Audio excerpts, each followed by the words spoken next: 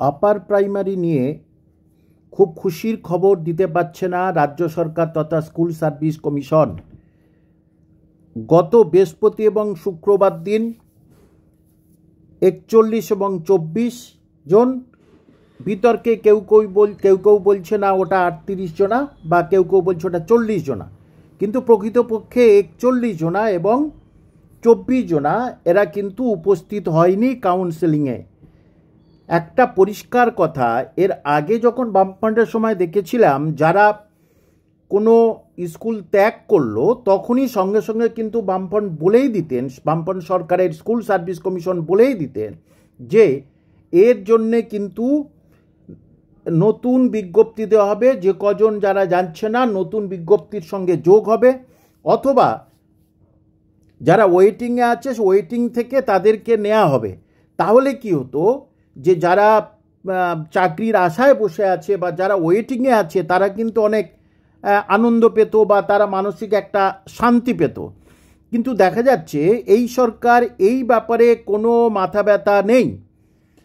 কারণ শিক্ষা একটা বড় জিনিস, আপনারা দেখেছেন ভারতবর্ষ তথা পৃথিবীতে, কিন্তু পশ্চিমবঙ্গের ক্ষেত্রে কিন্তু এই আপনাদের মতো শিক্ষিত ছেলে মেয়েদেরকে নিয়ে যেন সাবলুডু খেলা শুরু করেছে আর কি। খানিকটা উপরে তুলছে, খানিকটা নিচে তুলছে, এরকম শুরু করেছে বেশ কিছুদিন যাবৎ।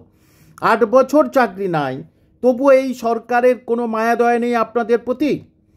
এবং অদ্ভুত ব্যাপার, দিনাজপুরের একটি ছেলে সে যখন উত্তরবঙ্গের প্রথম একটি স্কুলে গেল, গিয়ে সেখানে দেখলো তার সাবজেক্টের টিচার নেই, নিয়োগ হয়ে গেছে। তখন সে হেডমাস্টার মশাই বললেন তোমার আমি নিতে পারছি না। সে যখন স্কুল সার্ভিস কমিশনে এসে বলল এই ঘটনাই হয়েছে, তাহলে আমার নিয়োগ কি হবে, ব্যাস সে পর্যন্ত চুপ। নিয়ম হচ্ছে তাকে সঙ্গে সঙ্গে কিন্তু কাউন্সেলিং করে অল্টারনেটিভ স্কুলকে দেওয়া। আরেকটা কথা, এত যে যারা এই অবস্থা, এই বেকারত্বের দুর্দিনে এরা চাকরি নিচ্ছে না কেন? এদের মধ্যে অনেকে চাকরি পেয়ে গেছে এবং শোনা যাচ্ছে বেশ কিছু, গত শুক্রবারও শুনেছি আমি, বেশ কিছু জন তারা কিন্তু একেবারে কাজের জন্যে ইন্ডিয়ার বাইরে চলে গেছে। সুতরাং সেখানে তারা কোনো জায়গায় কাজ করে, ইন্ডিয়ার বাইরে দুবাই, আরব আমির শাহী বা কেউ বলছে যে মালয়েশিয়া, কুয়েতে, এই বিভিন্ন জায়গায় নাকি তারা কাজে চলে গেছে বলে গতকাল খবর পেয়েছি সন্ধ্যাবেলা। বেশ কিছু জন বলেছে যে সুতরাং সরকার কিন্তু এই নতুন ছেলে মেয়েদের জন্যে যারা ধর্নায় আছে বা যারা ঘুরে বেড়াচ্ছে চারিদিকে, তাদের জন্য একটা ভালো আশা কি দিতে পারে না?